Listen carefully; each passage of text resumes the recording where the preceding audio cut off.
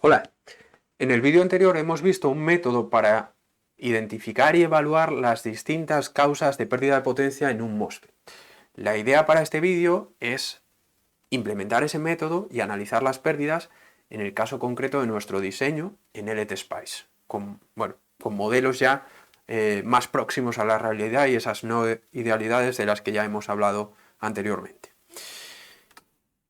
Bien, cuando queremos evaluar la potencia consumida por el MOSFET, lo que tenemos que tener en cuenta es la tensión que bloquea, la corriente por el dispositivo y al final la multiplicación de las dos, que es la potencia instantánea consumida por ese MOSFET. Esto ya hemos hablado de ello en el vídeo anterior. Eso es lo que podemos ver aquí. La primera forma de onda es la tensión en ese dispositivo, la tensión bloqueada. La segunda es la corriente por el dispositivo y la tercera es el producto, la potencia instantánea. Estamos viéndolo a lo largo de dos periodos de conmutación y lo que observamos es, como ya vimos en el vídeo anterior, que en el arranque, vamos a cambiar el color, en el arranque, o mejor dicho, en el encendido del MOSFET, la tensión cae de tensión de entrada a 0, la corriente sube de 0 a la corriente por la bobina y nos aparece un picotazo de potencia instantánea. Aquí vemos una diferencia con respecto a esa explicación teórica del vídeo anterior, y es que nos aparece además un picotazo de corriente extra en el encendido. Después tendríamos toda la parte en que el dispositivo está encendido, que es esta de aquí y esta de aquí. Aunque no lo parezca, esta potencia instantánea no es 0 vatios, lo veremos en detalle en los próximos minutos. Y después tendríamos el apagado, donde tenemos algo parecido al encendido. Nos aparece un nuevo picotazo de potencia instantánea, pero bueno, en este caso la corriente pasa de corriente de la bobina a 0 y la tensión que se está bloqueando pasa de 0 a la de tensión de entrada. Bien, vamos a ver en detalle todo esto, empezando por la transición del encendido del MOSFET. Aquí tenemos las dos formas de onda de tensión y de corriente. La tensión está referida a este eje, la corriente está referida a este eje. Como vimos en la explicación del vídeo anterior, hay un cierto intervalo de solapamiento que, bueno, aproximadamente podemos decir que va desde aquí hasta aquí, aproximadamente. Y ese intervalo, en nuestro caso particular, dura aproximadamente 10 nanosegundos. Podemos identificar en esa transición una serie de estados.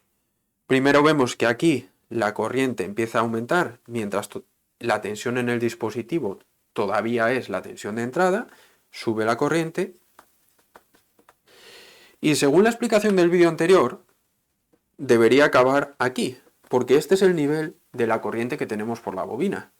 Sin embargo, ya vemos una diferencia, y es que la corriente sigue creciendo, y tenemos un pico de corriente extra por el MOSFET durante su encendido, que ya nos aparecía en la diapositiva anterior. Ese pico de corriente extra tiene que ver con el apagado del diodo que está ocurriendo en ese mismo instante. Es lo que se conoce como la recuperación inversa, y hablaremos de ello en otro vídeo. Pero básicamente la consecuencia de ese apagado del diodo es que en el MOSFET voy a ver un pico de corriente extra, que es este que vemos aquí, que se va a traducir al final en más pérdidas durante el encendido del dispositivo. Bien, con esto en mente vamos a aplicar la metodología del vídeo anterior para evaluar cuánto es la pérdida consumida durante ese encendido. Tenemos arriba las dos formas de onda que acabamos de ver y abajo la potencia instantánea. Lo que, según el método que hemos visto en el vídeo anterior, lo primero que deberíamos hacer es calcular esta integral, ese área. Eso sería la energía correspondiente al encendido, y eso es algo que podemos hacer en LTSpice. Si vemos la forma de onda en LTSpice tal cual la tenemos aquí, el programa nos ofrecerá la integral de la forma de onda. Aquí aparece. Nos dice, de hecho, que es 850 nanojulios. Si repasamos la relación entre energía, potencia media y frecuencia de conmutación o periodo de conmutación, podemos echar las cuentas y ver que la potencia media consumida durante el encendido del dispositivo es de 85 milivatios. Bien, vamos a hacer lo mismo ahora con el apagado del dispositivo, ya que es, bueno, bastante similar. Nos vamos a centrar en esta parte de aquí y vamos a evaluar las pérdidas por apagado del dispositivo. Tenemos aquí el detalle de la transición en lo que respecta a tensión y corriente. De nuevo nos aparece un solapamiento entre ambas formas de onda. Vemos que la tensión sube, sin embargo la corriente todavía no ha bajado. Bueno, en este caso empieza a bajar un poco a la vez y después cae con mayor rapidez. En cualquier caso existe un solapamiento y por tanto una disipación de potencia. Aplicamos el mismo procedimiento, obtenemos la potencia instantánea, calculamos este área que se corresponde con la energía correspondiente al apagado del dispositivo. Según el ETSPICE, la integral de esa forma de onda es aproximadamente 3,4 microjulios y sabemos que si multiplicamos esa energía por la frecuencia obtenemos la potencia media, que es 340 milivatios.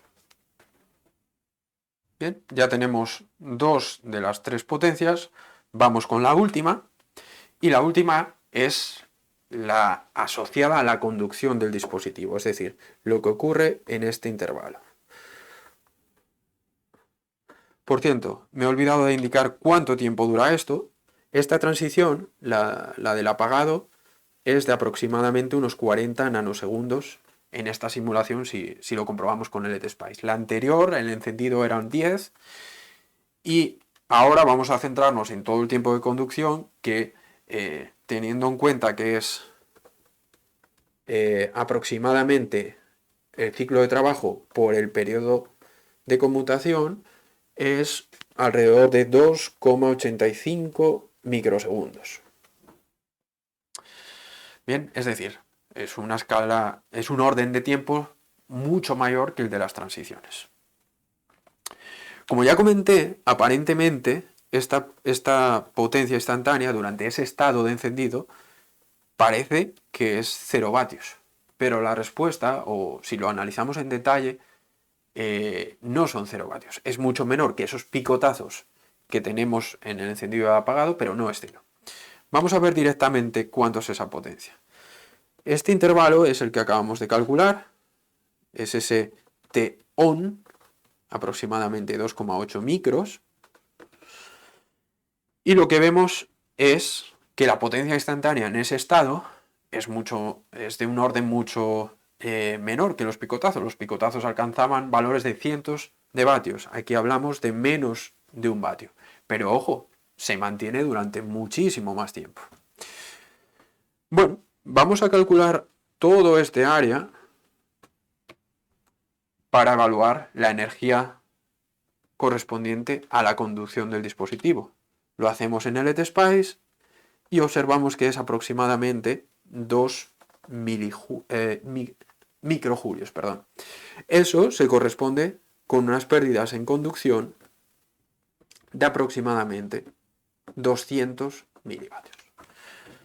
Bien, pues con esto ya hemos visto o ya hemos aplicado el método del vídeo anterior para calcular las distintas causas de pérdidas de potencia en el MOSFET. Así que en próximos vídeos vamos a seguir aplicando esta metodología para los otros componentes que nos quedan. Venga, un saludo.